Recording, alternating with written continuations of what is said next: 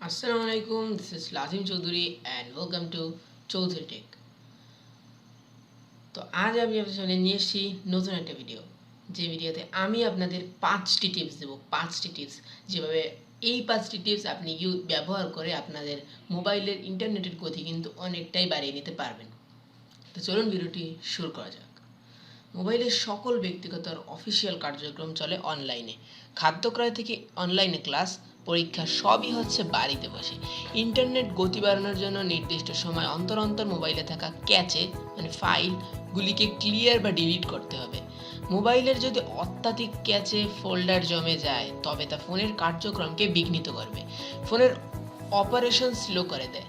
এছাড়া mobile browser Opera mini, Firefox, Google ক্রমের মধ্যে জমে থাকা ক্যাচে পরিষ্কার করুন। এগুলো ফোনের নেট স্পিড স্লো করে দেয়।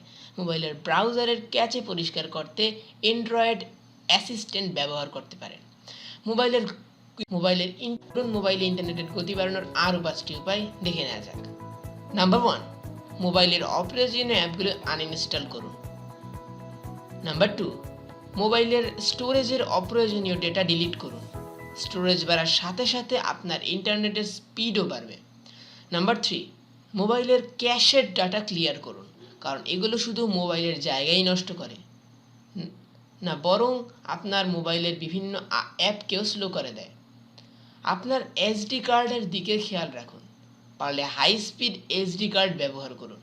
আপনি যদি স্লো এসডি কার্ড ব্যবহার করেন তাহলে তা আপনার মোবাইলের ডাউনলোড স্পিডকেও স্লো করে দেবে।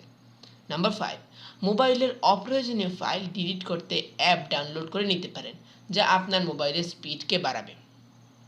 তো জেনে নেওয়া হলো যেভাবে মোবাইলের ইন্টারনেটের গতি বাড়াবেন।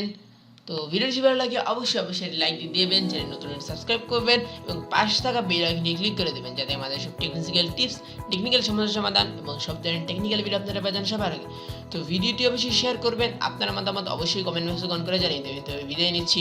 আসসালামু আলাইকুম ওয়া রাহমাতুল্লাহ।